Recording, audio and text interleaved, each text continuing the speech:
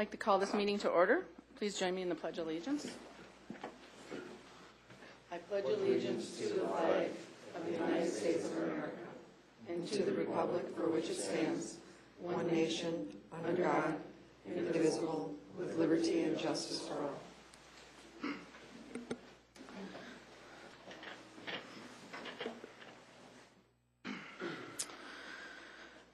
Okay, all members are present this evening. We have an added resignation tonight, so I am looking for a motion to amend the agenda. So moved. By Todd, second. By Dan. All those in favor say aye. Aye. Aye. Opposed? That passes 7-0. Now I would like a motion to approve the amended agenda. So moved. Todd, second by Dan. All those in favor say aye. Aye. Aye. Okay, that passes 7-0. Okay, the consent agenda items are items that are considered routine in nature, and we're going to enact those in one motion. There is no separate discussion on these items, and unless a board member or citizen so requests, each event item will be put forth as one agenda. And so we have the check wire transfer and disbursement summary, the bank reconciliation statement, December of 2014, approval of the school board minutes for the organizational meeting from January 12th, from the regular board meeting from January 12th, the board study session from January 26th, resignations, terminations, and non-renewals as listed. Do I have a motion to approve the consent agenda? So moved. By Ben, second. Second. By Chad. All those in favor say aye. Aye. Opposed? Okay, that passes 7-0. The resolution for the acceptance of gifts. Sorry, let me get on the page.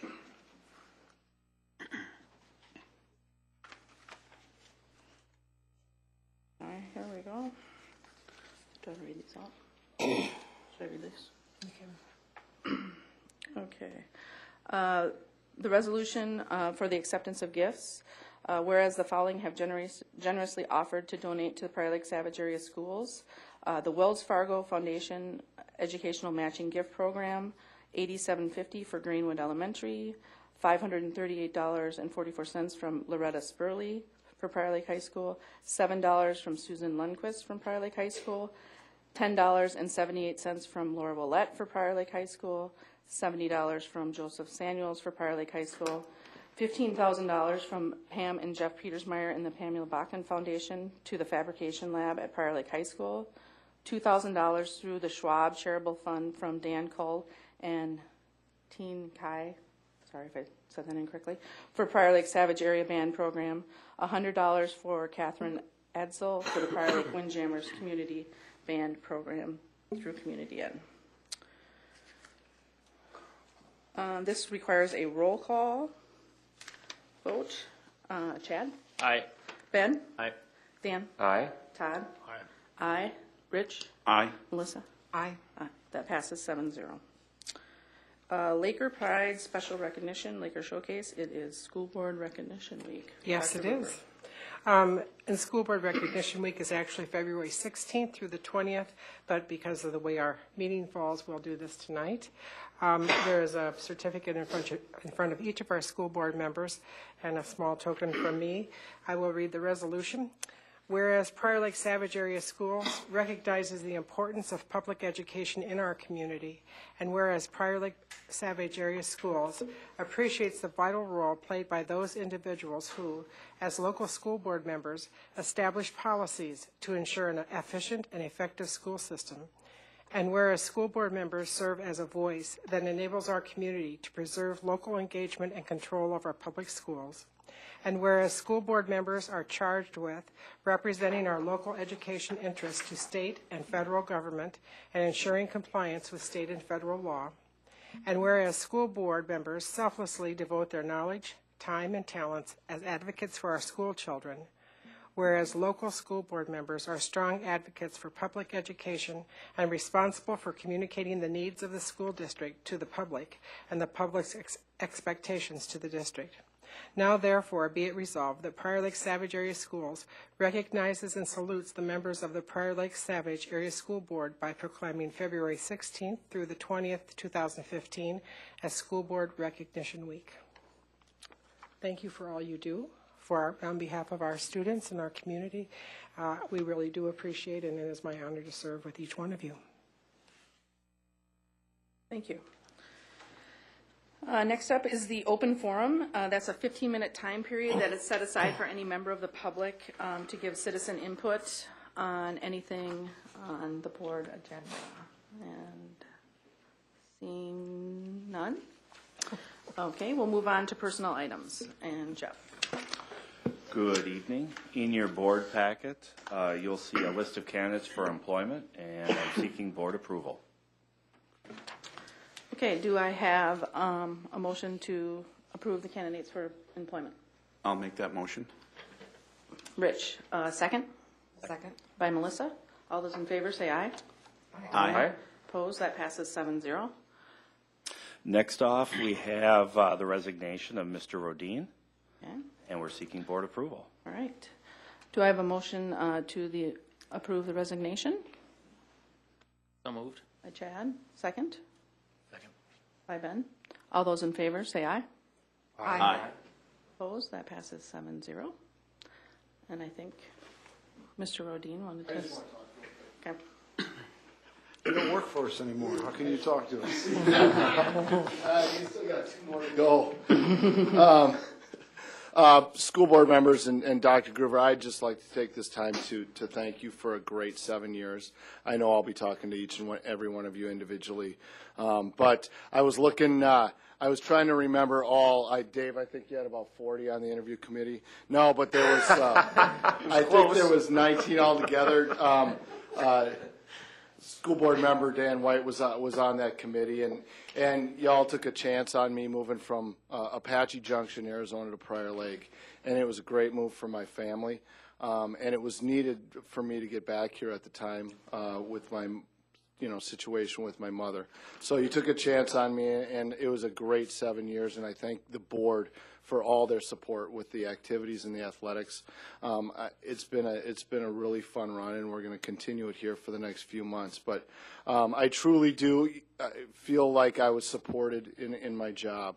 We didn't always agree, but we always had the idea that it was the kids of Prior Lake Savage that really mattered. So thank you very much, and I'll still be as we say in the Twitter world, PL4L. So thank you very much. I appreciate it.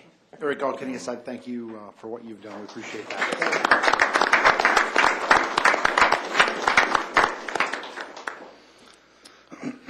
Okay, and on to the approvals of leaves of absence.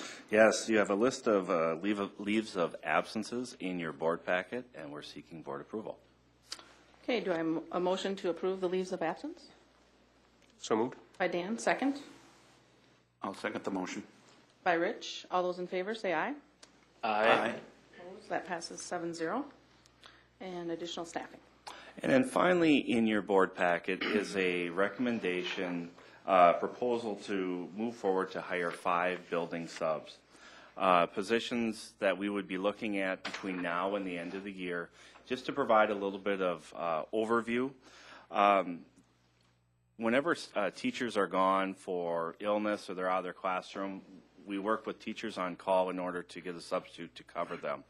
We currently have a 91% fill rate, which is very good.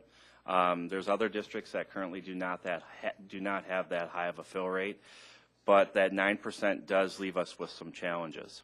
And what that means is building principals are covering many of those classes. Other teachers are giving up their prep time to cover those classes.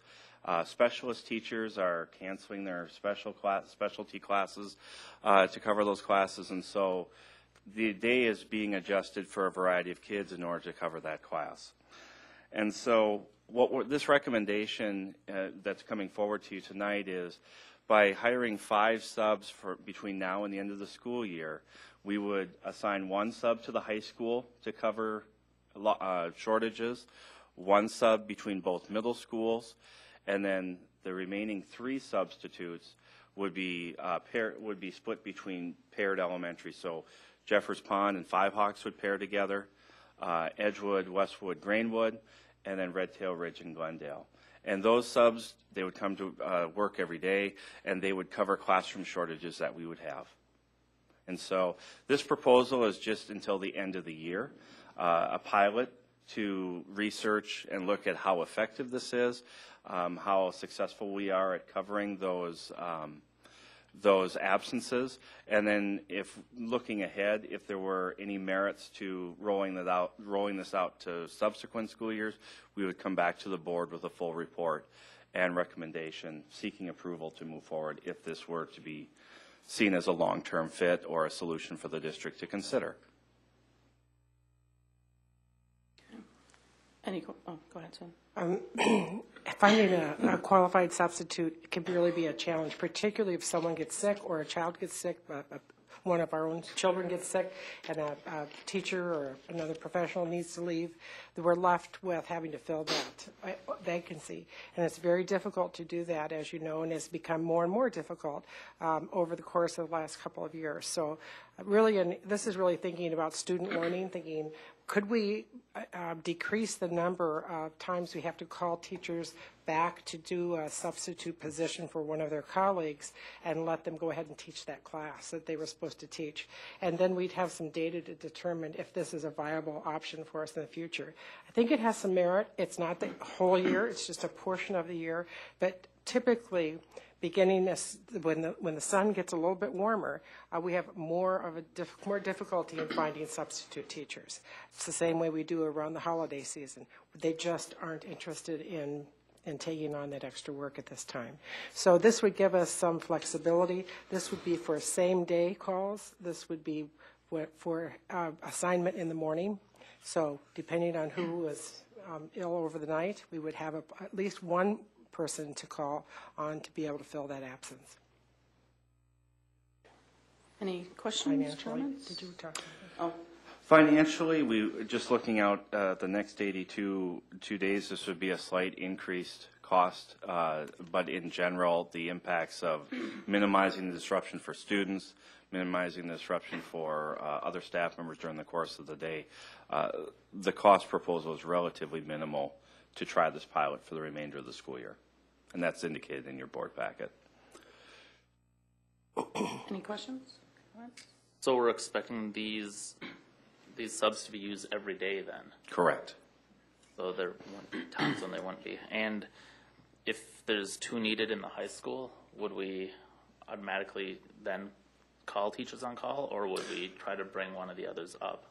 For teachers that are calling in for a substitute that are not going to be there, they would follow the same process. So they put their absence into the system, and then the system starts to call subs. The 9%, the times that we don't have those vacancy or those absences filled, building secretaries, as soon as they come in the morning, look at the unfilled list and start calling other subs, recalling subs, and then in some cases start asking teachers to start covering those class periods. And so, between the 5 subs, the idea would be is to focus on those needs first. If we need to shift subs back and forth, we certainly have the ability to do that with the 5 that we're looking to hire. Do we have any performance guarantee with teachers on call that they'll provide a % of what we ask for? Back and look at what that would. I'm not aware of any performance assurances. I do know that the sub shortage is beyond teachers on call. Right. There's districts across the metro and even across the state that have fill rates less than 91%. They're in 80% or even lower, where it's more of an issue. We're not the first district to propose looking at this type of model this year. I know Matt has mentioned in meetings with other directors of human resources, several other districts are looking at this type of solution to help offset some of the I guess vacancies or absences that go unfilled. Go ahead, Melissa. Just so I understand, so these are 5 subs and would be 1 per 5 at a building, or Of the 5, 1 of the 5 would be assigned to the high school, 1 would be assigned to both middle schools, and then the other 3 substitutes, one substitute would be between Five Hawks and Jeffers Pond, 1 substitute would be between Edgewood, Westwood, and Greenwood, and then the other substitute would cover Glendale and Red Tail Ridge. Okay. And so we would pair those schools up for those remaining 3 substitutes. And what happens if there's not a need for them on that day? Then we would look district-wide. I mean, everything from what we're looking at from the data, we would have a need for them. We have teachers that are leaving their prep times to cover class periods. This is a daily occurrence. So I don't anticipate any downtime for these substitutes. Okay. And then my last question is on technology. Are they trained on our technology? I mean, in terms of the iPad minis, they know all that. Is that a requirement for that? When we look at substitute teachers, we do have training sessions for our subs in the district. As we look at these 5, we would assess what types of needs they would have and provide them the professional support they need to be proficient in classroom technology.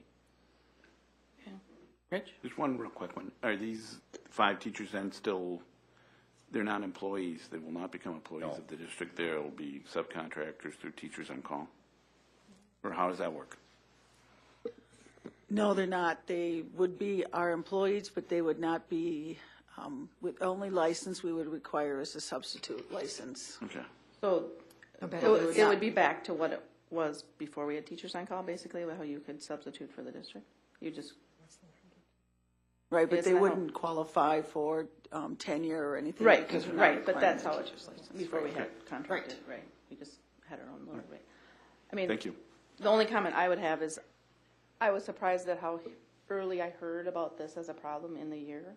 I think in early October, I was hearing from staff that it was just, we constantly are trying to fill and find, and we have, everybody's trying to fill in, and so I think it's a really good idea. I think it's good that we can pilot it for half a year.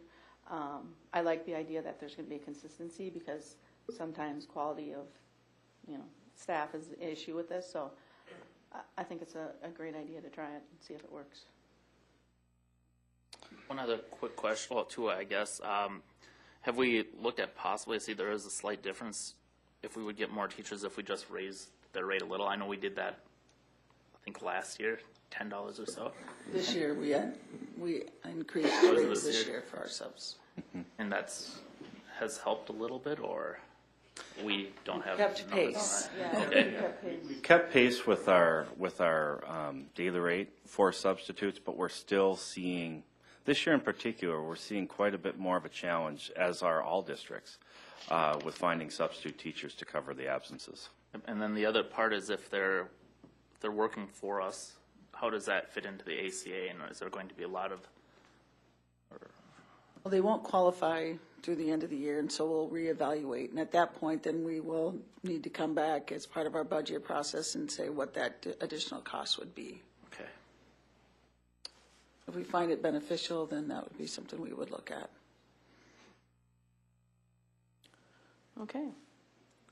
Do I have a motion to approve the request for additional staffing? So moved. By Ben, second by Dan. All those by Todd. Sorry, second by Todd. All those in favor say aye. Aye.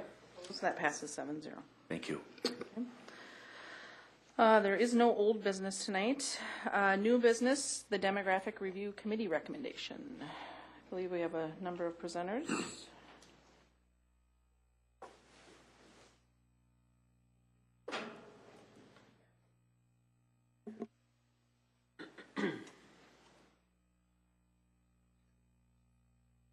Good evening, Madam Chair, Dr. Gruber, members of the board. We are representatives from the Demographic Review Committee here to hopefully give you some helpful information as you go forward in planning for the enrollment growth of our school district.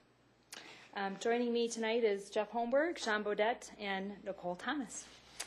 And to kick things off, we thought you'd like to see a sample of what our committee looked like. It's a fairly large committee, but we wanted to make sure that we had a good cross-section of people, including school board members, administrators, teachers, parents, of course, And then we also had city leaders from Prior Lake and Savage who lent their insights and data from their respective cities as well. Our committee went through a lot of data in 3 meetings that started in January, and Jeff is going to share with you a little bit of what the committee studied. The next several slides is really a synopsis of the information that the committee looked at. As Christy referenced, there were 3 meetings, and the first 2 meetings were a lot of information. Probably the biggest research or the biggest document that the group looked at was the demographic study that Ann Thomas put together was from School Finance. That was really the foundational document from a projection, looking at birth rate, looking at community demographics, for the committee to really look at and just talk about what's happening in the communities of Prior Lake and Savage relative to our school district. We did have representatives from both cities, Barry Stock, Frank Boyles, talk about growth in city projections, housing permits, where future residential areas were, where it was looking, where it was pending, and just kind of gathering a sense of, you know, what does the future look like in both communities, and then relative to student enrollment. And then with that, we looked at our enrollment trends more recently from the past year to the past 6 months, and then we looked at building capacity. How are our buildings currently being used? What's happening in our buildings with the innovative programs, and what's the impact that our innovative programmings are having on building usage. And from there, using all of that information, the committee started the process of talking about what were those key insights, what was standing out to them as important in their work, and important as a district that we should be considering and looking at moving forward with coming up with recommendations to provide to you. Probably the one thing that was a little different, I think, comparatively speaking, is really recognizing that the community both communities are on kind of the verge of some growth, and looking at growth relative to the demographic study, but also looking at the housing permits and what's happening in the community. And so the moderate high growth circled there is the projection that the committee recommended that would be the trajectory over the next 5 years that the district should expect. And if we had our crystal ball, that's what we would be seeing. The low growth, already as a district, we've surpassed that low growth projection that's already there. And the moderate low growth, we're already at that point now as a district. And so looking at those two, and those are from the demographic study, we've already surpassed those. We started looking at what is that moderate high growth. And then we also looked at a trajectory, that high growth, as if everything came in where all of the residential areas maxed out, we had huge growth of students coming in, families moving into the district, what would that look like? And we talked about that, and that was the high growth model. But looking at all the data, the committee believed that the moderate high growth trajectory is the one that the district should be looking at for planning purposes.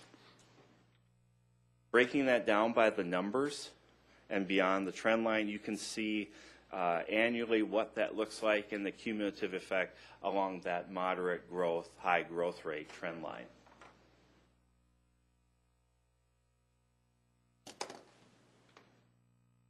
This is another graph. You can see that there's the historical projections, and then there's the 2014-15 demographic study projection, and then the lightly colored is the actual, where we've already surpassed that from what the projection was in the 2014 demographic study. We also spent quite a bit of time talking about building capacity. And building capacity is a little bit different than, looking at it from the sense of a fire marshal. Building capacity from an educational sense are the number of students in the building that are in classes receiving an education, what's a reasonable amount of students in those spaces. And so we looked at the elementary, middle school, and high school and identified the number of teaching stations. And we anticipated that there's a utilization factor. When you're at elementary and you have homerooms, they're used all day long, so it's considered a 100% utilization factor. When you get to the middle school and the high school and you have periods of the day, You do have students that move throughout the day, and you might see a classroom that's empty for one period of the day. Well, if it's empty one period of the day out of 6 periods, it's typically that 80% utilization. It's not used one day, but it could be used for a class. So that's what that looks like. And then we looked at what are average class sizes now in the district. Overall, elementary, kindergarten through 5th grade, average is about 23. We do have intermediate classrooms in the 28, 29, and I believe one class or a couple classes of 30 in our elementary. But we also, on the flip side, at our primary, have classes of 17, 18 in our kindergarten and 1st grade, and 20 in our 1st grade and 2nd grade. And so, again, it's average, but there's a deeper story there. Middle school, average of 28, and that includes our extension courses. Our extension courses at the middle school are in that 15 to 17 range, so that does bring that down a little bit. If you were to take those extension classes out, the class average at the middle school would look more like 30. And at the high school, class averages of 32 across the board. Building capacity is listed based on the number of students relative to the class size, and then looking at that projected enrollment, which is that moderate high growth trend. And the space usage is that percentage of the amount of space that is being used in the buildings. And once you start reaching 90% and getting over 90%, you're considered to be in a facility that's starting to become overcrowded. And so looking at the class sizes that we currently have now, and looking at middle school, elementary, and high school, we can see at what points, if we were to keep class sizes the same, at what point our capacities would start to become more overcrowded. As we go through the presentation, we'll talk a little bit more about class size. We'll talk a little bit more about capacity relative to the recommendations coming from the group. With that, I'll turn it over to Sean to talk about key messages from our meetings. So these were just a few of the things that the committee really wanted to kind of come out of the 3 meetings. The first 2 we really talked about quite a bit together, recognizing that our school district is one where people want to be in our school district. Our community members are very proud of our school district. I know there's been discussion in the past about this is the first time where we have more students coming in than we do going out. And in combination with that, our communities, Prior Lake and Savage, both have a lot to offer to our residents. And those 2 things, when we talked about it, we know are really pushing this growth. That's why we're talking about it. That's why we're looking at these numbers. The work that everybody involved in the school district has done to offer what we do to our students and families, it's work that everybody's proud of, and it's work that people really want to be a part of. Open enrollment, I know, has also always been a discussion and something that the board looks at each year. And it was recognized that the fact that closing open enrollment in buildings where we're seeing some of those higher numbers is, again, kind of a point that, maybe we are experiencing this growth, and that when we have to cap it or we have to close it, that we're starting to see those numbers. We're reaching those capacity levels. And then Jeff talked about the high growth.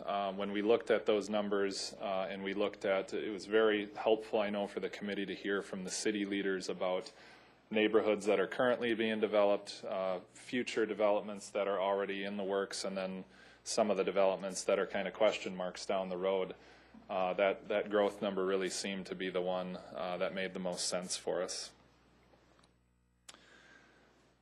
So these messages are kind of where we got to our 2nd and 3rd meeting. It was kind of the recognizing all of those things and kind of what do we do now? Where do we go? You saw in that chart a few slides earlier that at the elementary level, that average across the board had already hit kind of that 90%, that capacity number. And we also had a lot of discussions, particularly about our Savage schools, Glendale and Red Tail Ridge, that they're experiencing a little bit more of the maybe overcrowding because of the development, because of a lot of the neighborhoods that are going in those areas. And those buildings in particular, we need to discuss what are some of the options for those buildings as we see those families continue to come in. And then recognizing too, when you look at that projection that within 5 years we're going to be somewhere near 400 to 500 more elementary students than we have now, and that's a pretty typical number for our buildings. So looking at the need for possibly another building. Middle school, again, maybe is sitting at that 86 or 87% capacity, that usage. But in the next 2 to 3 years, we'll kind of be in that similar position of having some overcrowding. And then the high school discussion talked a little bit more about some of those core facilities or common areas, a cafeteria, some of those that we listed, office space, hallways, where some of those areas are experiencing, feeling that growth as well right now, and feeling that overcrowding. And then also recognizing that additional capacity at the high school is going to be something that needs to be discussed too. The class size point, we had a lot of discussion about between everybody in that committee, and we did recognize that class sizes could be raised. It may be a short-term way to increase that capacity a little bit of the building, but it was pretty unanimous across the board in our committee that it's not a solution that anyone would see as a long-term one, and it was also a solution that was not one that people felt would be best for our students, best for our families. We kept going back to, we offer a lot of the innovative programming and wonderful things for our students and families, and part of the way we've been able to make the best use of all that is because the board has made an effort to keep those class sizes where they're at. And when class sizes go up, we'll see an effect with everything across the board.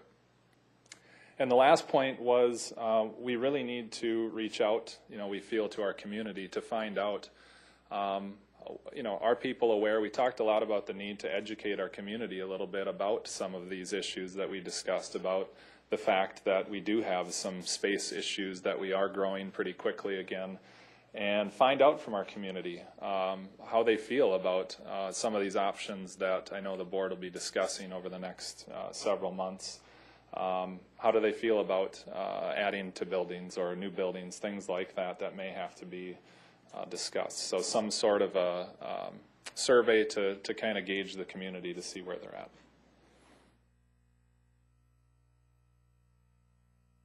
I get to present the good stuff. These are the recommendations that the committee came up with. We did a lot of meeting in small groups, and we discussed the key messages, and we brainstormed what we thought would be good recommendations. Then we met again as a big group, and we were throwing out our ideas, and we fine-tuned them to this short list.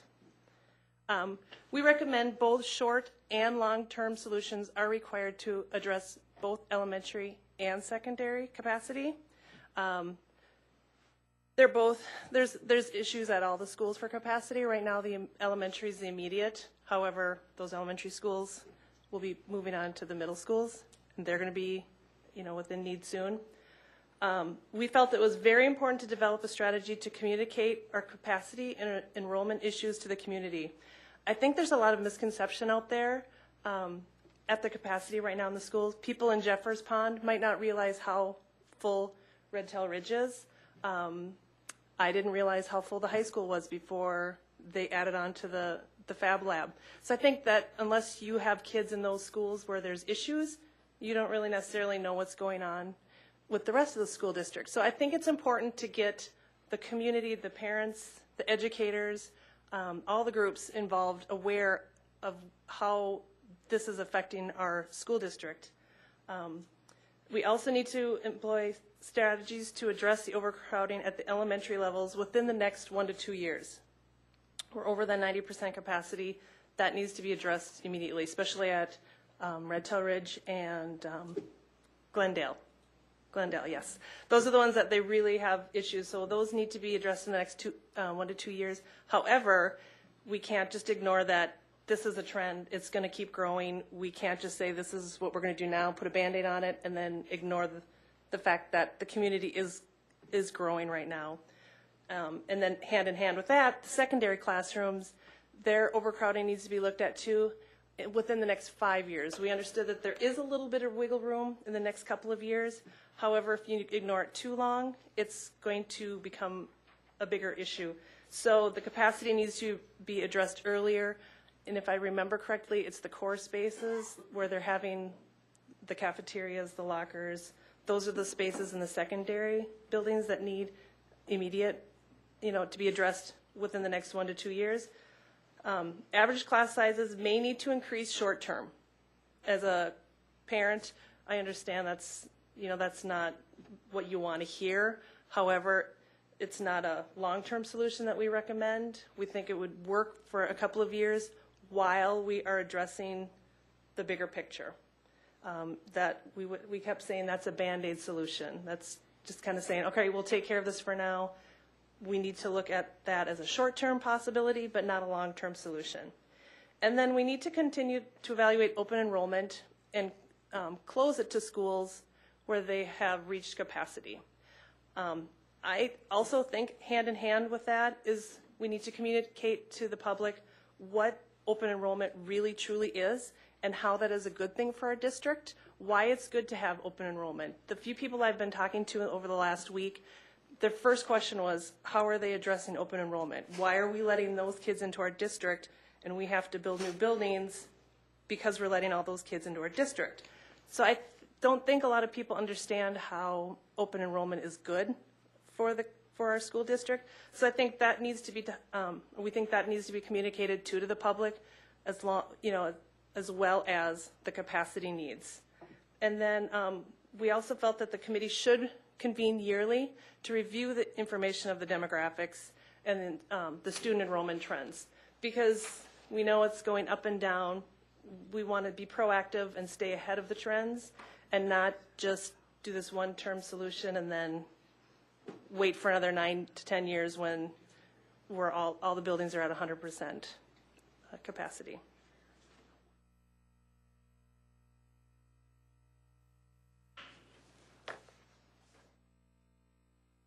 The committee also spent a great deal of time talking about potential solutions. And you heard a little bit about increasing class sizes. And that's that bottom shaded box there, is that if we also spend some time looking at, what if? As we look at, if we were to increase average class sizes by 2 students across the board, how would that impact capacity, and what would that allow us to do? And by doing that, you could add net capacity at the elementary, middle school, and the high school. And so therein lies one of the reasons why we talked about short-term solutions. However, that does not necessarily address some of the core facilities or common areas that the group also talked about. Another one we talked about too was examining elementary school attendance boundaries. We have one high school, so all students are going to one high school. And our middle schools, being across the street, we realize that we gain a lot of efficiencies in that way. You can have students that cross the street, they currently do, and they take classes at both buildings. There are some efficiencies that are gained. Elementary, we have some schools that are more, a little bit more on the tight side from the standpoint of student capacity than other elementaries in our building. And I think examining those would be a step to look at for the short term. Long term, there are a couple different options. One could be building additions, and if you think of the high school addition through lease levy, lease levy is using dollars for classroom space only. And again, so the group spent some time talking about what is lease levy, what can it be used for, and how could that be a possible solution to capacity shortage. And so the example we have there is we looked at the high school addition. Another term could be leasing off-site space. And we currently do that with Bridges Area Learning Center. That's a possible solution that could be explored if there's other spaces in the community to be leased for classroom purposes or educational purposes. And then the other one would be a new school or building additions through a bond referendum. And again, the bond referendum would include classroom space, but also would include those common areas, those core facility areas, to be a bit more inclusive to address those long-term needs for capacity shortage.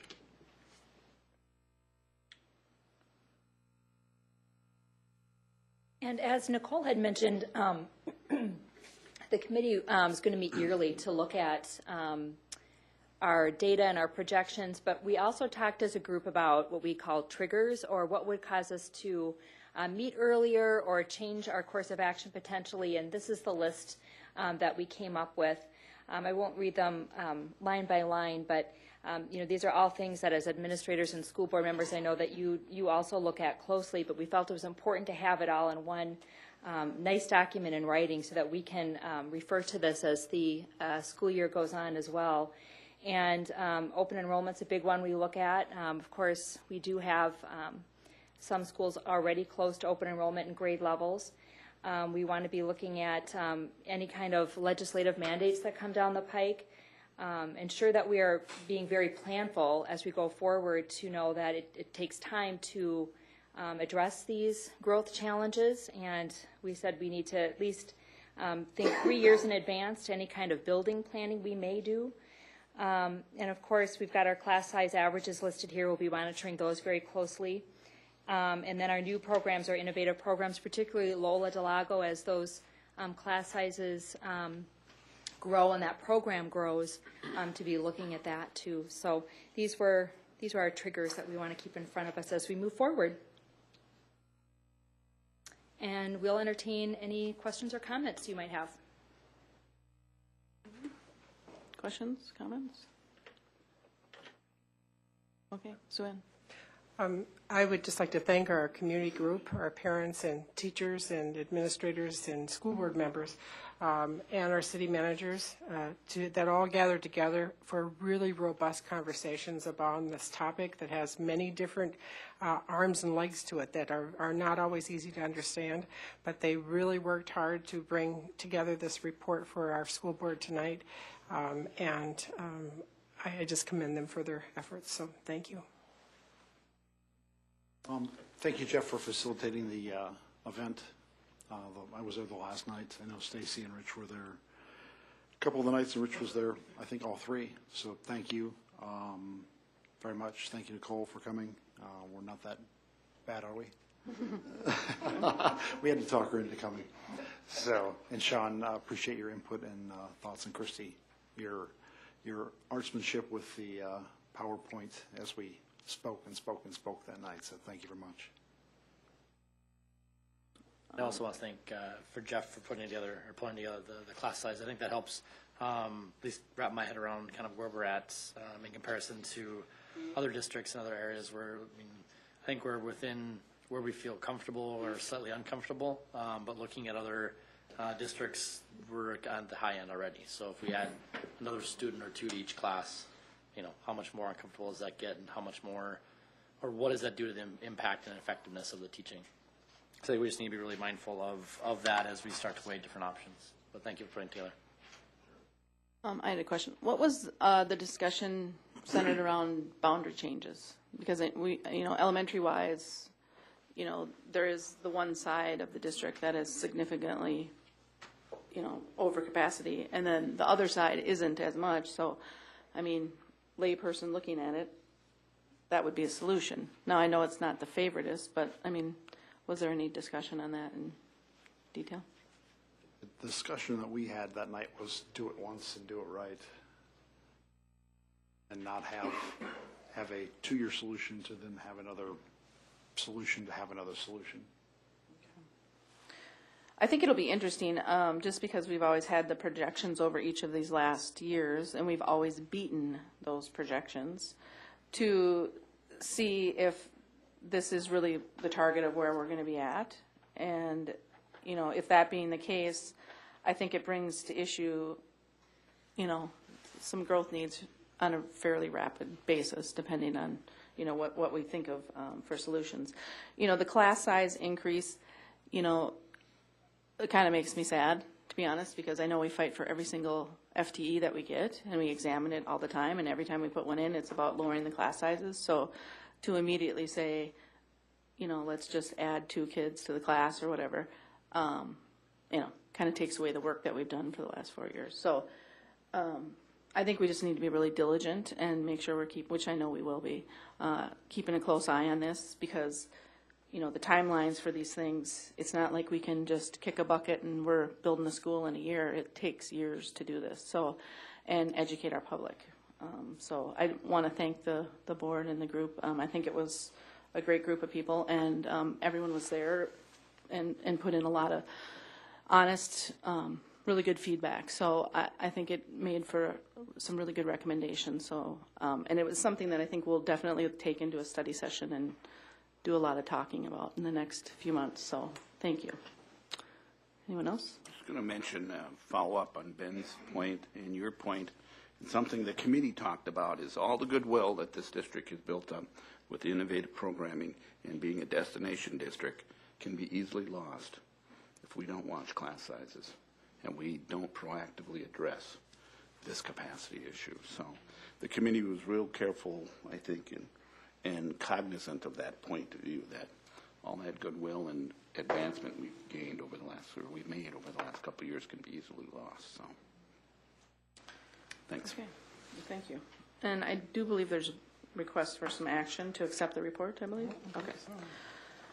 All right, do I have a motion to accept the Demographic Review Committee's recommendation, or report? I will amend that. I will make that motion. Rich, second? I'll second. By Chad. All those in favor say aye. Aye. Aye. That passes 7-0. Thank you. Thank you. Okay, next up is Kids Company program changes for 2015-16. Kelly Fossen. Good evening, members of the school board, Superintendent Gruber. As you review your new options and rates outlined in your board packet, I'd quickly like to mention that the real driving force behind these changes was our families, and it was also our continued commitment to our families.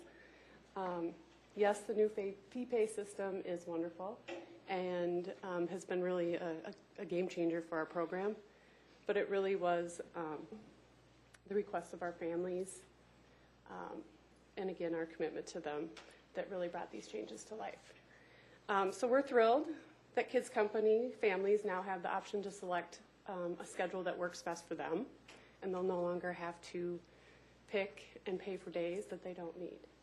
So with that, are there any comments, questions, concerns about the new options and the rates associated with them? Any questions? No, thank you for your hard work on this And this is and a long, listening. sorry. Yeah. Go ahead. This is a long time coming. We've wanted to see more flexibility. At least I have personally wanted to see more flexibility, and I know you have too. And I know all of our site-based personnel have wanted this as well. Right. But how do you do it? Right. And so I'm glad that you found the vehicle to be able to make this happen and a reality for our families next year. So, nice job. Yes, then I'm requesting board approval. All right. Do I have a motion to accept the program changes for 2015-16 as listed?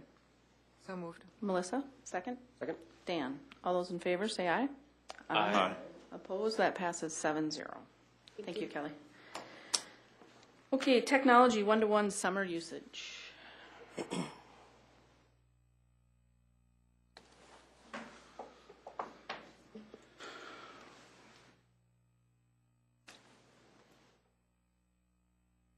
Good evening again. Mr. Milazzo and I are here to present to you as a follow-up to our work session a couple weeks ago on the technology update, and specifically on the iPad relative to students taking them home this summer, our current 8th graders as they go into 9th grade. So our presentation tonight is slightly, we've kind of customized it for what we're bringing forward this evening. Before we get into the nitty-gritty of talking about what we're proposing, in taking the board feedback from a couple weeks ago, we wanted to take a step back and really talk about the vision for 21st century and Prior Lake Savage Area schools, and looking at what's the environment that we're looking at, what is the environment that we want to create for teaching and learning and for student achievement.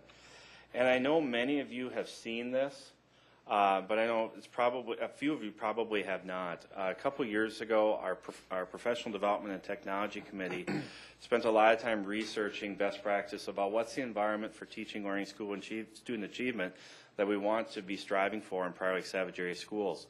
And looking at the 4 C's, teachers facilitating innovation, students collaborating, using different communication strategies, being flexible global learners, adults and students learning together, integrated interdisciplinary approaches, increasing that student motivation, solving problems, real-life application of student learning.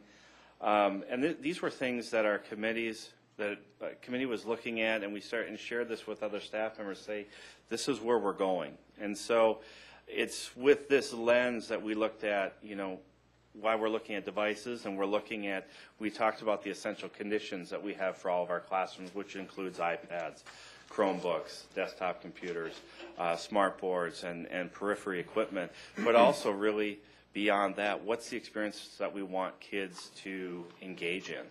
And nothing in this vision indicates that they have to use a certain tool, but it's using the tools in order to achieve this vision. So I wanted to take a brief step back, put that out there front and center, just as a way to kind of bring everybody back together on what it is the vision is for Prior Lake Savage Area Schools in that 21st century. With that, I'll turn it over to Mr. Milazzo to talk about the iPads. Thank you. A brief update on the iPads and the rollout for next year. It's been board approved that we will be distributing 2,800 iPad minis for the 8th grade and then the 10th through 12th grades. It's projected of around 700 students per grade level. We know that's a little high, but we want some extras in case of breakage or other. Those high school carts will be redeployed to the elementary buildings. The middle school carts will be redeployed to the 6th and 7th grade. Our goals for 15, 16, and again, these are goals. 8 through 12 will be 1-to-1, and grades E through 7 will be 1-to-2. A brief overview of our summer programs that we currently have. Secondary summer school statistics and projections, approximately 100 students, 9 through 12, are engaged in such activities, about 150 students, 6 through 8. Secondary course preparation, approximately 350 students are enrolled in AP courses requiring summer prep or work or reading. In regards to special ed, about 20 to 25 students are receiving summer school services. And moving forward, the focus on instruction leveraging technology for personalization would be expanding these options for other courses or grade levels, supplemental educational opportunities, remedial support where needed, acceleration opportunities, and then also the opportunity to read during the summer. As stated before, we would like to think that learning doesn't stop at the end of the school year. It's a year-round endeavor. A couple considerations for collecting the iPads. Again, these are just some of the logistics that would be involved, whether or not we collect iPads over the summer months.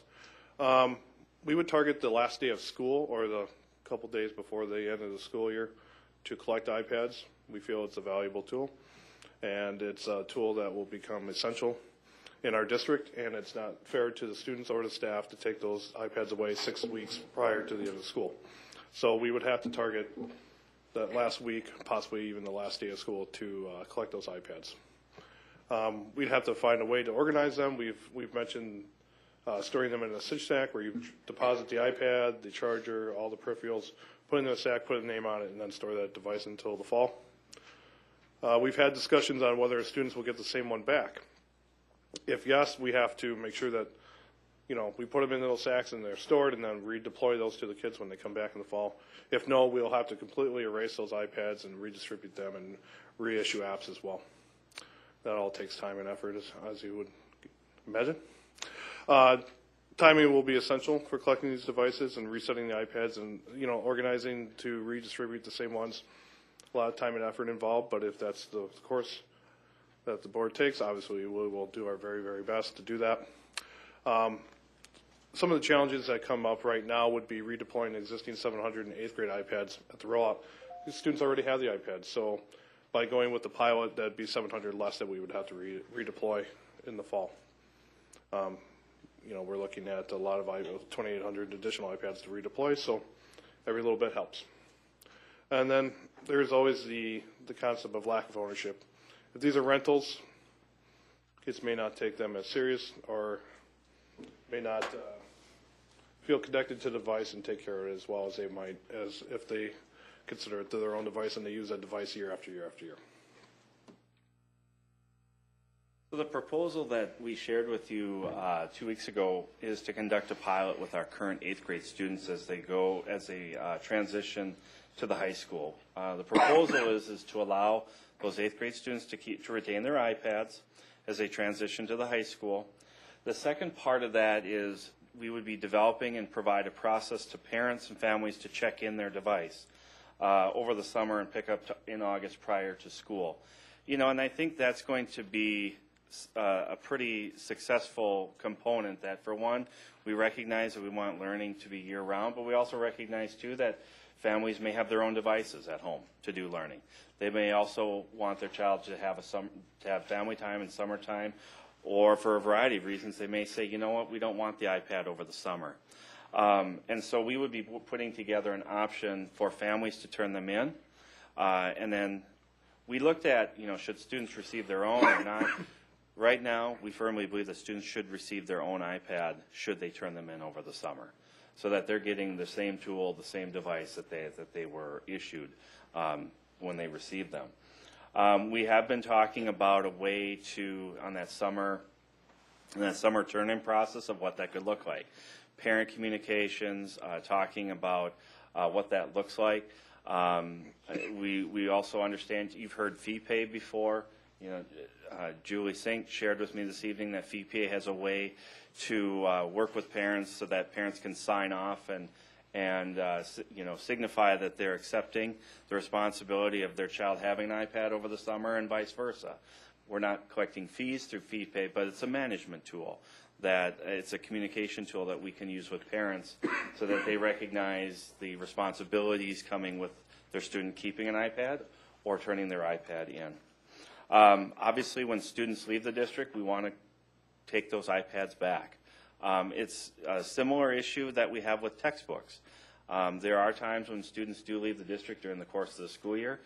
They leave and we do not get 5 or 6 textbooks back. And sometimes those textbooks are just as much, if not more, than an iPad.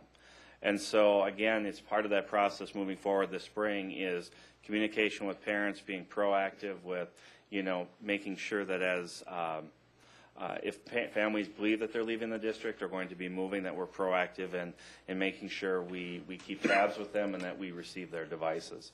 There was even a suggestion today that when families leave the district and another school, you know, typically when a student enrolls in another district, we get a request for records. We're able to follow up by sending the records in addition with a note that they have a school-issued iPad, should be sent back to us. But in the meantime, we have a way, as you've heard Mr. Milazzo say, brick the device. And so once they leave the district and they keep their device, we have a way to shut the device down so that it can't be used. Of course, looking at this summer, making sure we have an up-to-date inventory of devices and preparing for that rollout of the additional 2,800. And then understand, you know, what the family need is over the summer from a tech support or issues that we have coming back to school, and then sharing those and reviewing those findings here with the board so that as we prepare for next year and the following summer to really have an informed decision or informed recommendation about what to do with all of the iPads that are distributed 8-12 to students. To that point, we've heard the question, well, what happens if we have tech issues with the iPad over the summer? The IT department's here. We work 260, so we're here year-round, and we would ask that, you know, part of the procedure would be that the students or the parents bring that iPad in for service. We'll be here for them.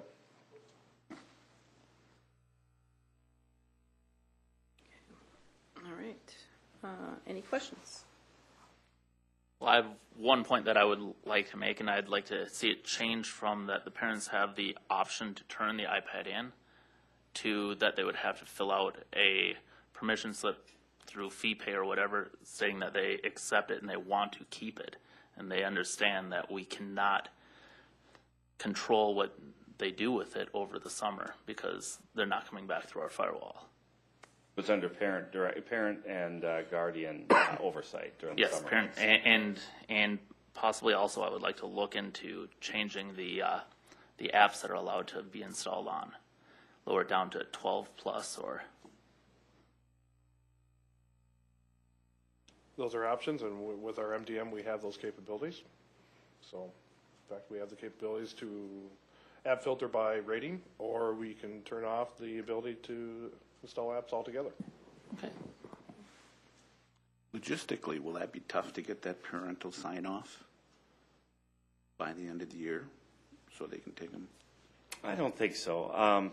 Part of the reason why we're bringing this to the board now is so that we have a couple months here to start working with parents. We have parent conferences coming up here in the spring. We're looking at communicating with parents that way, sending out newsletters, and just getting more communication in the hands. So, and then also developing an option that makes sense. And if we can do this through VPay or another electronic medium, I don't think it will be very difficult at all. To that point, opting out is probably a smaller group and easier than opting in. That's what we do. Opting in meaning keeping it. Right. Yep. Okay.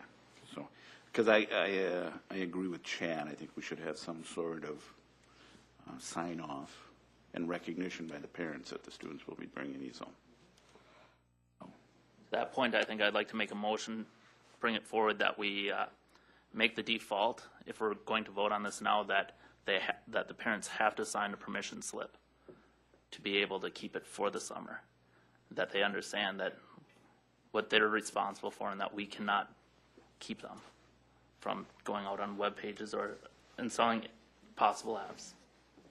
Do we not have a policy right now where they have signed the iPad out? An opt-out right now. So it's an opt-out, but Yes. when a student receives an iPad, is there something they signed to say that they were use this device in a respectful way? There's kind of a technology agreement, There's code a of code of conduct. contact, and then, which is covered during the deployment evenings, and also there's an opt-out. It's a district-wide form that is sent out, and the district has gone towards an opt-out as opposed to an opt-in. So there's an ability there too.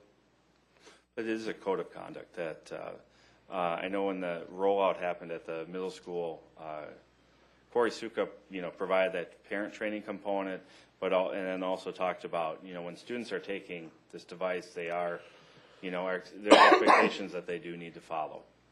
So, But this being a pilot program, I feel that we should definitely have it be where the parent signs off saying that they want to keep the iPad. And it can't be too difficult because we do permission slips, so something pretty similar to that's what I'm looking at. I agree with Chad.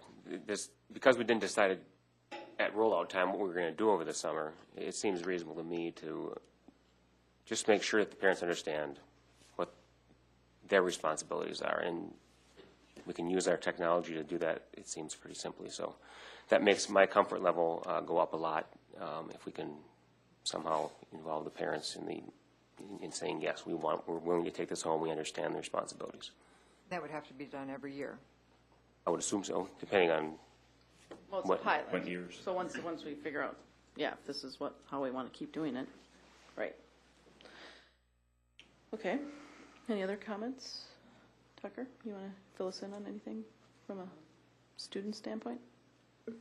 It's too bad this is happening the year that I'm graduating.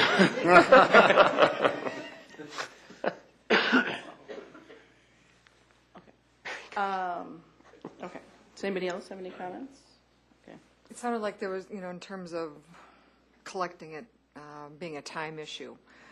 I think that Eric Roedean said it real nicely. We're a very encompassed community. We all work together. And I think one of the ways that we can do that is with our SWAT team advisors. Other schools do that with the SWAT team kids. They help out. And then we also have PACT, the parents that are volunteering. They volunteer for vision checks and taking school books back. That would be an opportunity, too, to help out for the time issue.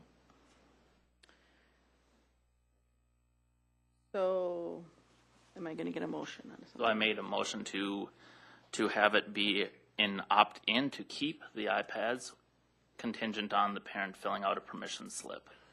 Okay. Do I have a second? I'll second that. Okay. All those in favor say aye. Aye. Okay. 6-1. Thank you. Thank you. Okay.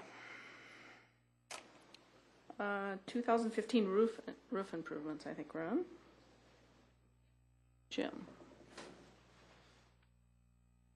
Good evening, Chair Rule, School Board, Dr. Gruber. In January the 16th, we bid out roofing improvements for Twin Oaks Middle School. And in your packet is bid tabulation. I would like to recommend to the school board that we approve line item 1 in the amount of $531,600 to Swickert's roofing for roof sections A, A1, B, B1, and C. Again, in the amount of $531,600. Okay, so Jim, we have to do these all individually, right? Each of the line items? I'm recommending one line item. Okay. Right. Oh, I'm just looking at the combination bid, that's why. Right.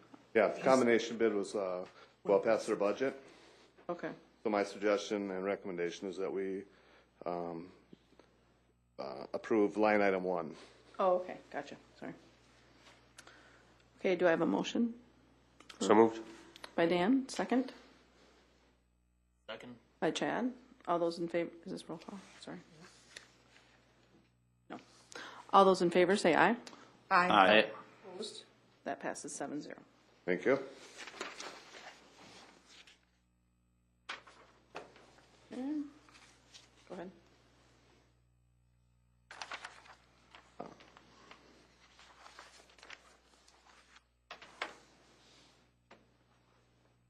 Yeah, go ahead. Okay, I'm sorry. Next item for me, thank you again, is call for bids for door and hardware replacement for Twin Oaks Middle School. I'm asking permission to advertise for bids.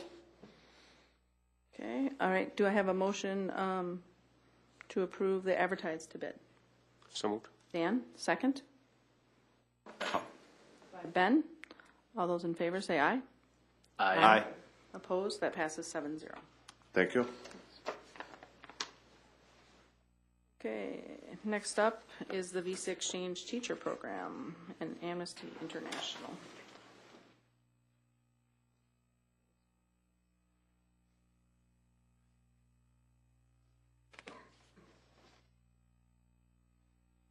Good evening again. Chair Ruel, members of the board, Dr. Gruber.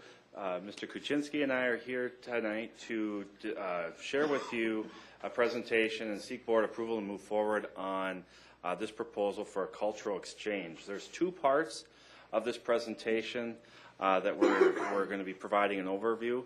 The first one is the J1 Exchange Visitor Program with Spain. It's a partnership sponsored by the Minnesota Department of Education and the Education Office in Spain to allow visiting teachers from Spain to teach in American schools. And so, as you all know, we're in the first year of La Ova del Lago. Been very successful. We're already planning and looking forward. And the second one we're looking at is Amity International Intern Program, and that is an exchange program for young adults seeking to share native language and culture in language immersion schools. In these two programs, the reason why we're bringing these forward to you tonight, seeking approval to move forward, is these are two types of programs that are hallmarks in other successful and thriving immersion programs. And so Mr. Kuczynski has done a lot of research, has had experience working with both of these programs, and we started talking about this earlier this year, including Executive Director of Human Resources, Matt Mons, talking about all the logistics of the staffing and these types of programs. And so we're here tonight to provide you this overview. And with that, I'll turn it over to Mr. Kuczynski to talk about them. Good evening, Chair Ruel, members of the board, and Dr. Gruber. It's a pleasure to be here.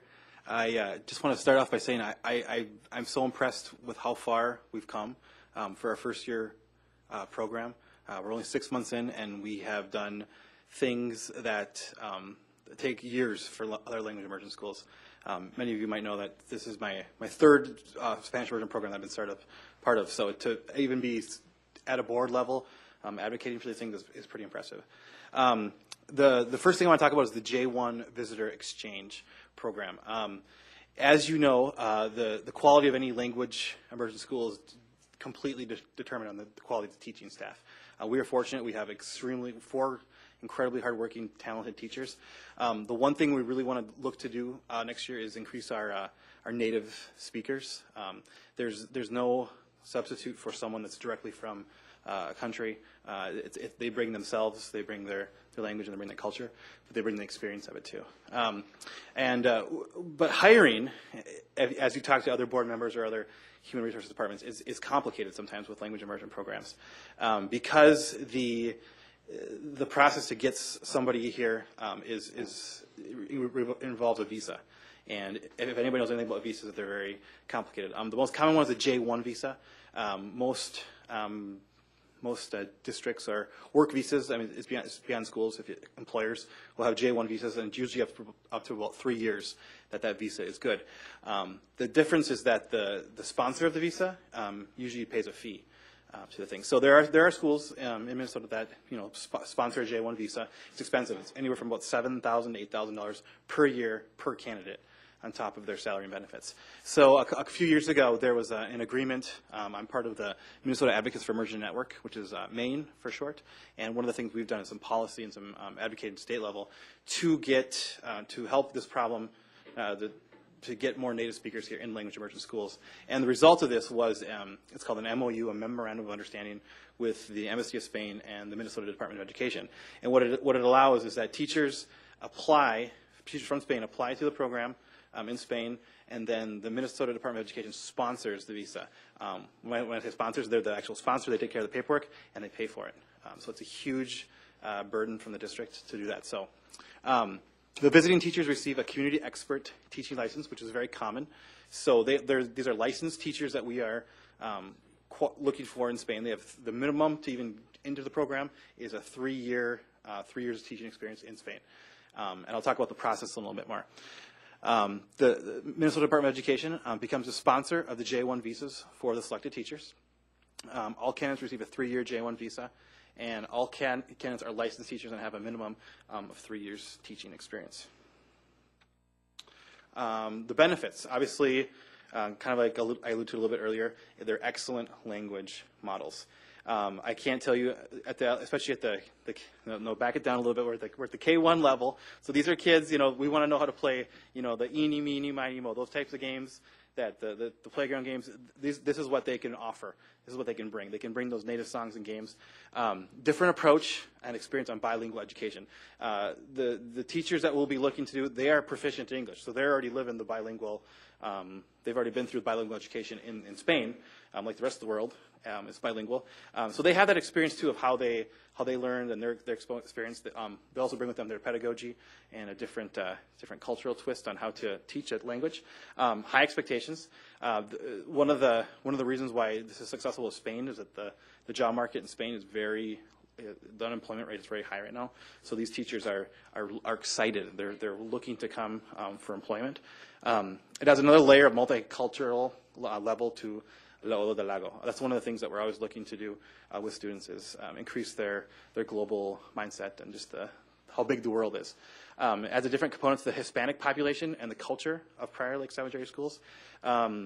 If you ask anyone, where's Spanish spoken, a lot of people first they'll say Mexico or Colombia or Puerto Rico.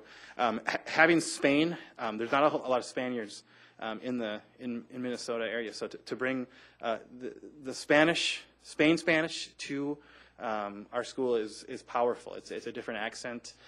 One of the fun things I've been part of with many Spanish immersion programs is when you get many speakers from different countries, it kind of becomes a fun way to say things. It's kind of like how the British and the United States might differ on a word or kind of make fun of each other with that. That's kind of the same little parody with Spanish. You talk about little different nuances there. So it adds a different component to that. And also with them, they bring their expertise. They bring ideas on how to do professional development. They're part of conferences. They will actually make the capacity of our teachers that much better too. I've been part of immersion schools where native speakers will give lessons to parents. They might come with a cultural gift of a dance or a sport or something that's important to them as a culture, and they want to share that while they're here. And then also that cultural exchange that opens up other opportunities. As our students get older, or have a teacher from a native country, they also get to know that teacher's family and that teacher's friends. It's very common that a teacher will Skype with their family and their friends in the country, so the children at a young age are exposed to that ability to use their Spanish in an authentic context with people that they might not otherwise interact with. So how does it work? The Ministry of Spain of Education advertises the program this fall. So these candidates have already applied to this program in Spain. They review the applications, and they organize for April. When I say April, that's this coming April, recruitment fair. And then they provide assistance and work with teachers, school districts, and visa sponsors over the 3 years. So pending, if we move forward with this, the logistics are taken off. Matt Mons would be smiling right now if he were here, because it takes all that paperwork and logistics away from our HR department. So the timeline, we request teacher candidates with experience. So as we go through, we say we're looking for a teacher with kindergarten experience. Middle school programs, there's 7 other school districts in Minnesota currently using this program. Might say we're looking for a science teacher, or we're looking for a physical education teacher. So we request what we're looking for. Obviously, ours would be a K-1. In March, the Ministry of Spain creates a pool of candidates who will qualify, and then based upon our criteria, so we would get resumes, we'd get cover letters, just as they would with any other applicant through ApplicTrack. And then obviously we would select the representatives that we are interested in, and we would like to set up an interview with them via Skype. The interview team would be the same as it would be with a teacher, just in person. It would be myself, a couple teachers, probably a couple other elementary principals. And then we would select a highly qualified candidate for the 15-16 school year. Right now we're kind of earmarking 1 FTE. We have 1, we're looking to hire 3. 1 is hired tonight. We've made an offer to another one. We're kind of would like to pursue this program if this board approved tonight. The other component to the teachers is Amity International Intern Program. If you ask any other successful language immersion program, as Mr. Holmberg referred to earlier, Amity is alive and thriving here in the Twin Cities. And basically what it is it's an opportunity for recent college grads, might be 22, 23, to come to the United States. They want to come learn American culture, so they pay their own way to come here. But they also want to experience what it's like to live here. So it's a big investment with the school community because these interns will live with families. Our parent group will be responsible for helping them with social outings, helping them get situated, helping them find winter clothes, helping them get bank accounts, kind of all the logistics to be here. And then obviously living with house families will be a big part of it too. But in intern, what do we get? What do Olo del Lago and Prior Lake Savage Area schools get? It's an opportunity of sharing their native language and culture in immersion schools. Living in another country for a substantial period of time and an experience of living with a host family provides interns with a complete immersion in U.S. language and culture. And the Amity International Program provides participants the opportunity to live in the U.S., gain teaching experience, and serve as informal ambassadors to the country. So kind of like that same connection with Spain, we'll be able to get to know these interns in our school as kind of teaching assistants. So the benefits to us, it brings authentic culture right to the classroom. It provides instructional support to our immersion students. Students are exposed to native speakers from various countries at a very early age. Affords families the opportunity to connect with the interns. Great partnership with Edgewood and La Ola del Lago school community. And it adds a cultural value to Prior Lake Savage Area schools. Implicit of getting native speakers, it really raises the kind of the bar and the standard and the level of just the level of cultural authenticity that is offered in our program. And it goes to say too, other schools have hired paraprofessionals or new supervisors or things like that. Obviously, the goal of a language immersion school, and that we take very seriously at Ola del Lago, is that all employees, to the best of their ability, speak Spanish all the time with the students. So the students are really created that environment. So how does this work here? It's kind of very similar. If we move forward with this, Amity sends us candidates based upon the criteria we request. Criteria might be we're looking for 2 males, 2 females. We're looking for someone with music ability. We're looking for someone with early childhood experience. We're looking for someone that's has a gift or a talent. Again, we review resumes, set up a Skype interview, and offer placement. At this time, we are recommending to seek 3 to 5 qualified candidates for 2015-16. And again, these are not classroom teachers. So these are, I'd like you to think of them as like paraprofessionals or teacher assistants. We will work with the Lola del Lago parents to find house families. This is a real springboard for a lot of families that choose a language immersion program because they might not be able to speak Spanish at home or help with that, but they can help with some logistics. And this is a real good way for them to feel that school-family connection. As a school community works to provide transportation, outings, short-term housing needs, social events, etc. Is there any discussion or questions? Any questions? I had one. On the Amnesty International, okay, so they're not teachers, but are they university students, or they're just getting done, or they're in the process? So one of the requirements to be an Amity is that they need to be single. That's one of the requirements, and that they have recently graduated from college. So they graduated. Okay. Yep. So they're looking for the experience. And some are coming with an education background, some are not. That's our job as screeners to look for what. And primarily, they would be used at Edgewood, and I mean both places. You're thinking Edgewood for early childhood too, as well as. They would not be used for early childhood. Correct. I just thought good clarification. Okay. Yes, they would be used for kindergarten or first grade for Spanish immersion. Okay. And what is the actual cost of doing this one more time per candidate? Person? Yes, per candidate. It's about $3,500 per year, because per candidate. So it's very for the price you would pay for one paraprofessional, you might be able to get 4 or 5 language interns. The $3,500 was for the Amityville? Correct.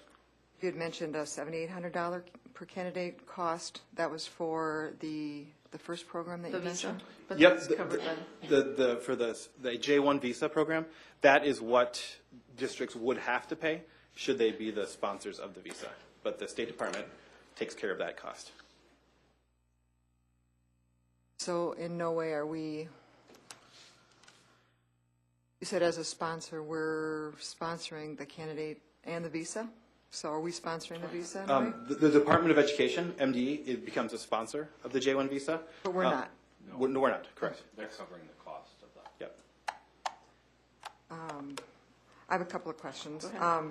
So I think of us, again, as being a destination district, and I think about the alternatives that we might be able to do to be able to get somebody that has 2 years of teaching experience in Spain through someone that's from the United States. We've got folks that are excited to work in our district, and have we explored that? Because as you said, this is a hiring issue. Yep, and then that's why we posted our positions. Immersion, and this is from me speaking from personal experience. Immersion teachers are very hard to find because we're competing. We're competing with Minnetonka's and Hopkins and other Eden Prairie to find the best candidates. A lot of immersion programs are relatively new in the last 4 to 5 years, and they're growing. So every year as they grow, they're hiring 3 to 4, and then they move to the middle school as well. So. We have opened it up to candidates, and we do have some candidates here, but this is something that is a unique partnership. How long is the posting for the first grade positions have been open for a while? Yep, been open since I think we got them up right at the end of November. We currently have 18 applicants, and I check them every day, every other day, and the 2 that we have made offers to are the 2 that have the experience. Mm-hmm. And those are U.S. candidates where they have a couple of years living in Spain and. Correct. Yes. Okay. Well, I really like the idea of getting the cultural, because I don't think you can really substitute, someone who's a native speaker.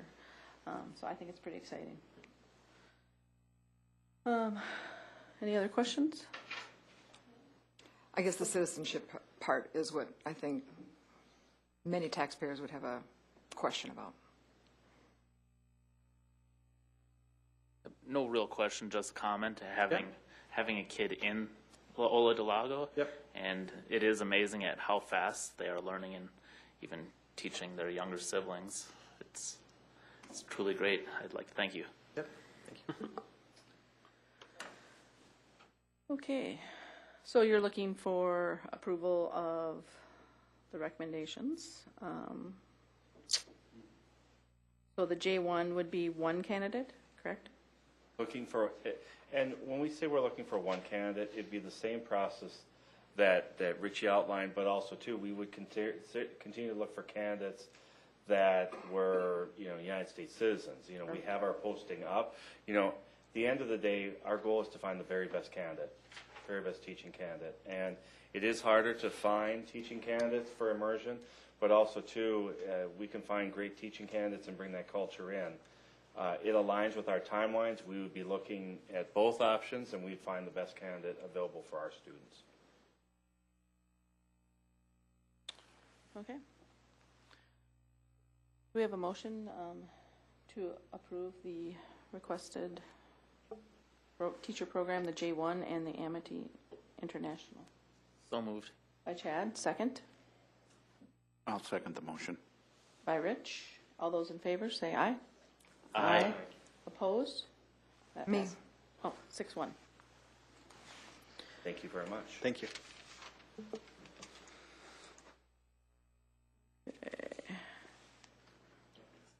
This is you, Dr. Gruber. Yes. Each year, at this time, we have a resolution directing administration to make recommendations for reductions in programs and positions and reasons therefore. In other words, should we need to make reductions, we ask for permission at this time. And then we would go through that process with you throughout the spring. But this is a formal request that we make in February each year, so that as programs come before us, if we do need to make reductions, we have your authority to do that. And then we bring those individual recommendations as they arise. Okay. Do I have a motion to approve the resolution to make the recommendation for reduction in programs and positions? So moved. By Todd, second. By Dan. This is a roll call vote. Chad? Aye. Ben? Aye. Dan? Aye. Todd? Aye. Aye. Rich? Aye. Melissa? Aye. Okay. Passes 7-0. Next up is open enrollment at the Prior Lake High School. Principal Lund, are you, is he, no? No, Pass him down. I can do this, and then Dave can enter in if he'd like to. We've had this conversation at our study session. Currently, we have 26 applicants for open enrollment at the high school, and each year we change that number, change the number of that we accept based on what our enrollment looks like at that time. We've talked about the number of 35 being the number of open enrollments that we would allow in 2015-16, knowing that in 11th and 12th grade, it's per Minnesota statute, students can move to any school they'd like. We're really talking about 9th and 10th graders, mostly 9th graders, and we have 26 ninth graders at this time. So the recommendation is to go to 35 and then to cut the number at that point. And so anyone coming after that time would be a no. And we would move on, and that would remain for the school year 15-16. Okay. All right, any discussion or questions on this? Do you have anything to add, Dave? I think we've talked. Order, I guess I don't see the number 35 listed on the resolution, or am I missing it? It's in there. It's on my piece of paper. Oh, on the resolution itself? It's in my notes here, 35. We're requesting 35 open enrollments. It's in your agenda part. I knew it was that number. I just didn't see it on the resolution. Does it have to be on the resolution? I think we just approve what the recommendation is, and this is just a resolution saying that we have the number, right? Mm-hmm. It doesn't have a spot for it, that's why. Okay. Okay. Yes, we need. Okay. Okay. Okay, thank you. All right. Do I have a motion to approve 35 as the number for open enrollment for 2015-16? By Ben, second?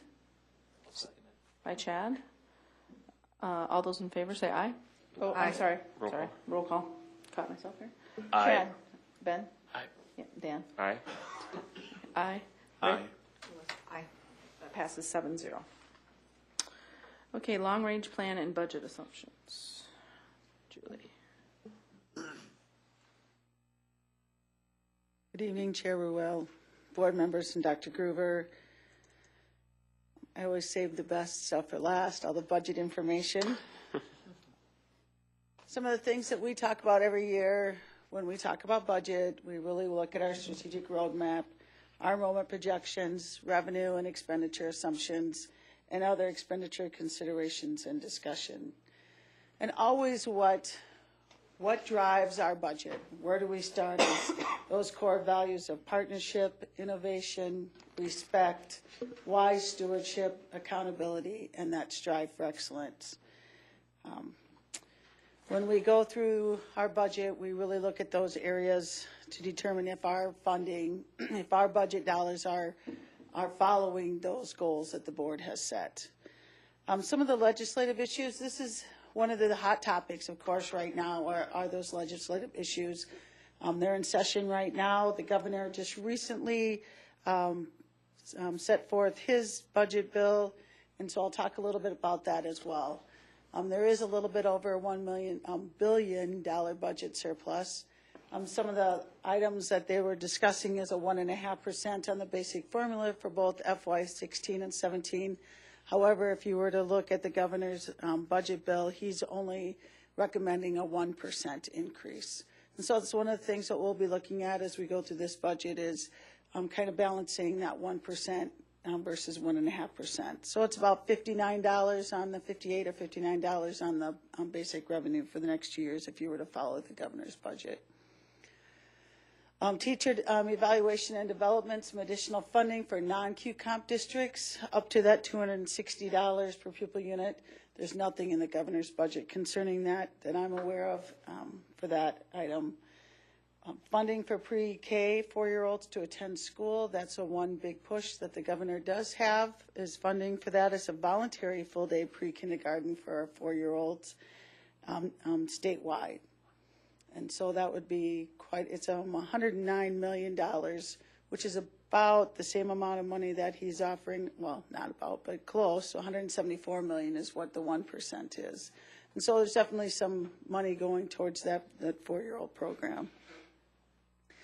I'm expanding out facility funding to include more districts. That all facility funding is a formula driven right now, and only those school districts that have some older buildings and have very large square footage are able to levy for deferred maintenance items, and we do not qualify currently under that facility funding formula.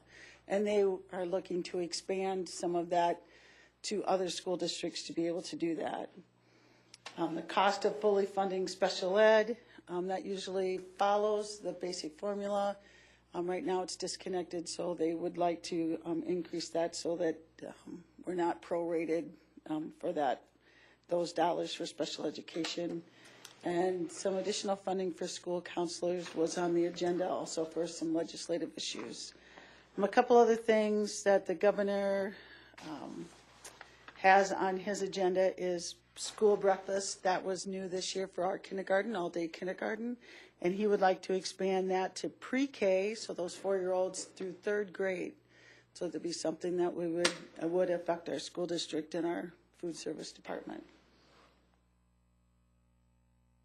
I'm talking about enrollment assumptions, and we just went through the whole demographic study, and so we will be following that demographic study suggestions for our enrollment assumptions.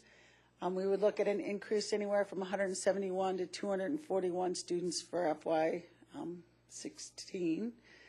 Kindergarten at 529, however, that may be adjusted a little bit. We did have kindergarten enrollment just a couple weeks ago in January, and we came in at 430 students this year. At the same time last year, we had 402.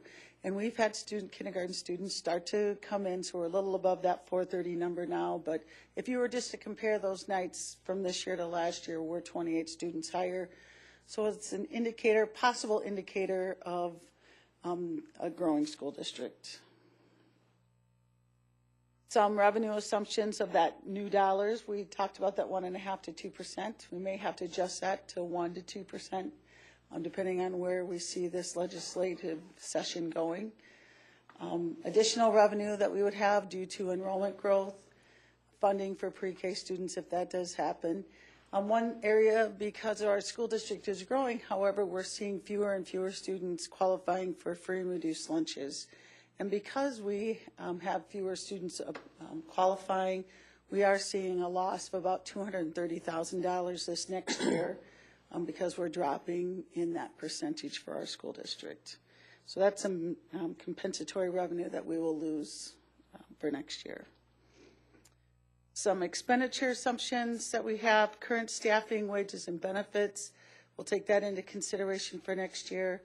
The technology computer lease is an ongoing lease that we have that we will make sure that the board has approved again for next year that we will look at. The one-to-one technology and software and QComp, all included in next year's expenditure assumptions. And those other areas for discussion, staffing to meet our class size targets. And as we grow, we know that those targets may change somewhat. Increasing staffing for enrollment and other staffing as needed, such as special ed, technology and curriculum staffing, supply and material budget increases simply because, again, for enrollment purposes. The Affordable Care Act, that is coming into play for next year, and we'll be looking at that option very closely. That is an expense that we will definitely will have a big effect on our budget, somewhere in that $500,000 range, and transportation as well, because of increased enrollment again. So any other considerations? We are pulling together every day, looking at what other considerations that we will have for next year for expenditures and revenues, especially as we move through this legislative session. One of the things that I didn't talk about a little bit for the 4-year-old program is space needs. As you know, we're already a growing district, and then the voluntary program would put some additional crunch on our space if that was a program that was approved at the legislature this year. Any questions that you have? Do we have any indication if the pre-K didn't pass, what the approximate enrollment would be, or the need or the stress on the building? If it did pass? Yeah. I don't have an idea right now, but I would. That would be something that I am starting to look at. Okay. One of the things that is going away, according to the governor's budget, is our school readiness program, which is part of our community education program. That funding would go away and be replaced with this pre-K program. So I would look at what we are currently have for enrollment in those areas and other areas, and we would look at that number.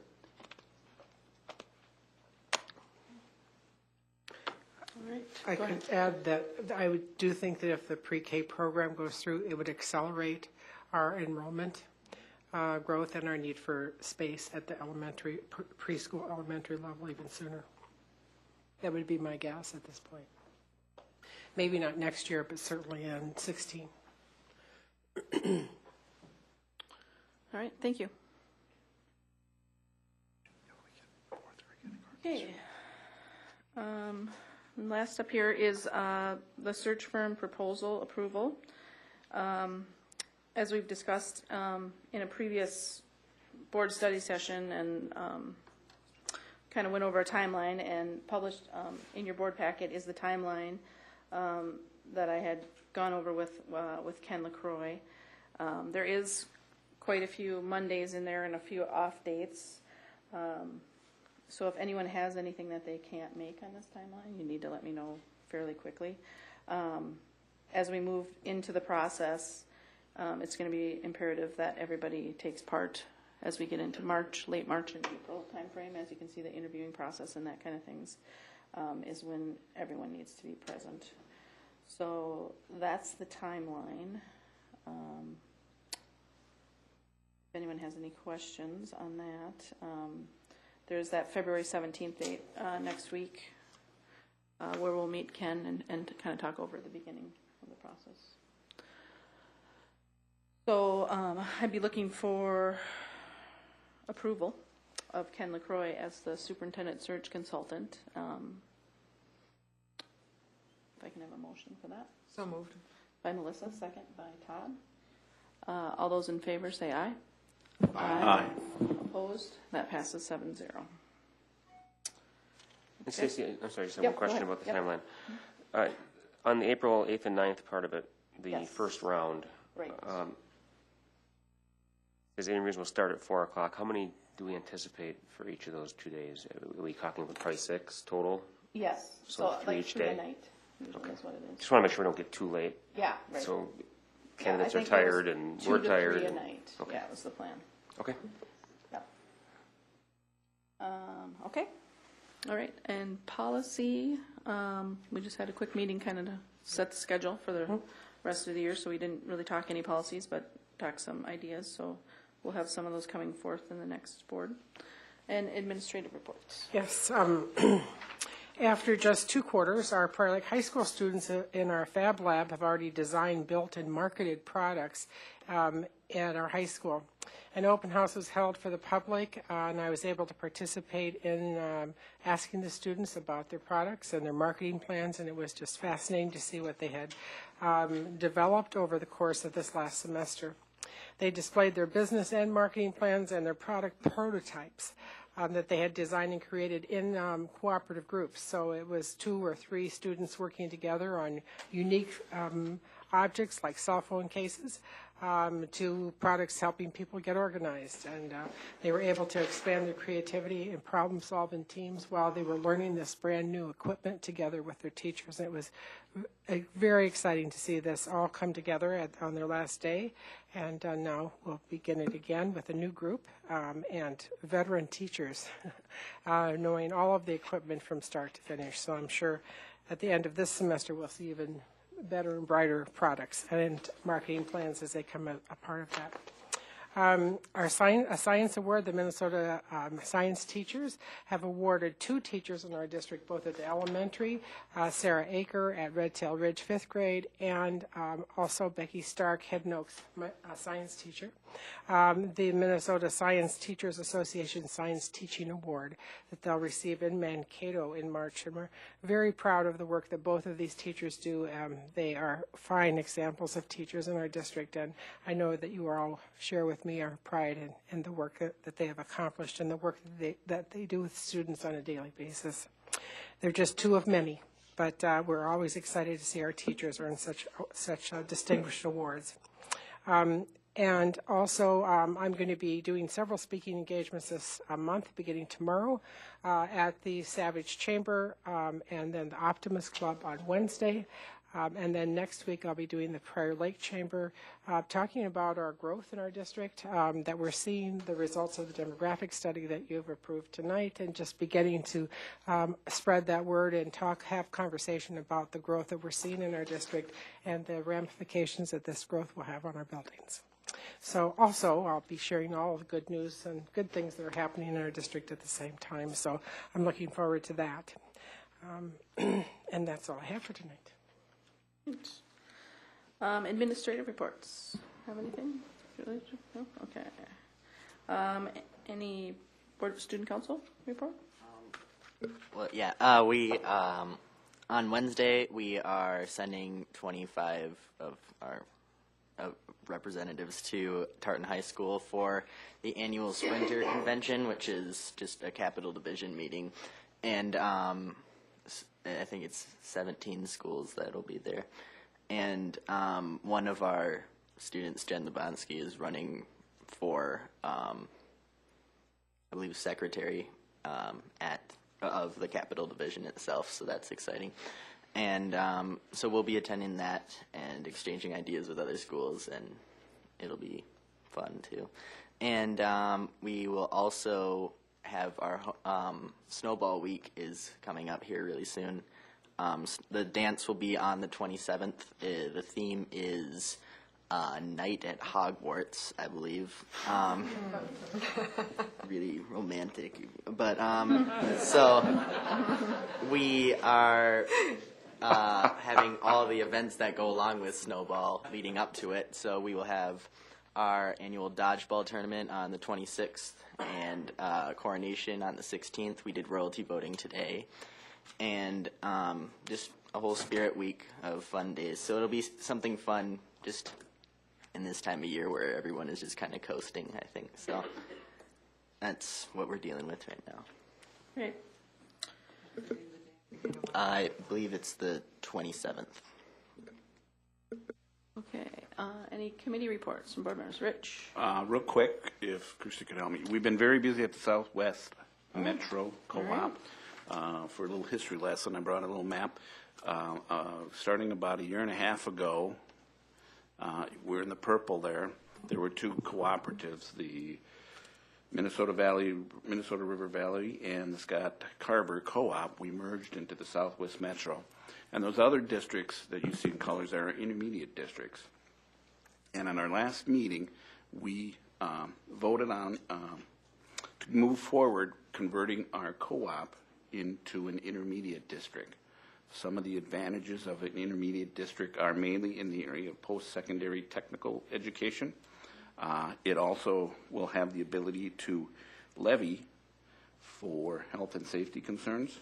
But in our bylaws, in the Southwest Metro bylaws, we have a bylaw that says it has to be unanimous with the superintendent, so one superintendent can veto any levy increase. So that was voted on, and we're moving forward with legislative action to convert our Southwest Metro Co-op into an intermediate district.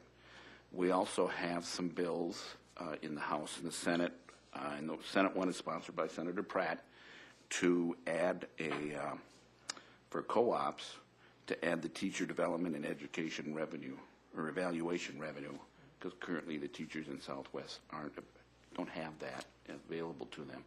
So that bill will allow us to gain that. So, all right. So lots of activity there.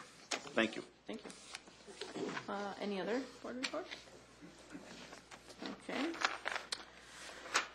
All right. Future. MSBA. Oh, January. Is that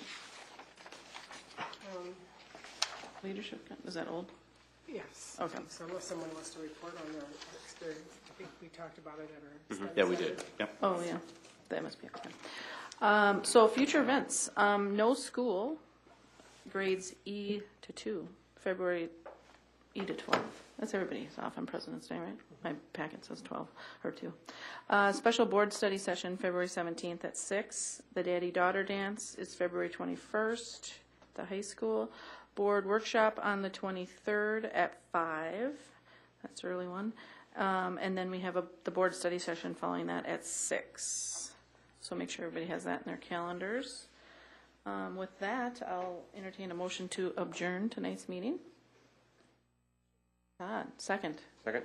By Dan. All those in favor, say aye. Aye. Opposed, thank you. All right, thank you. We're adjourned.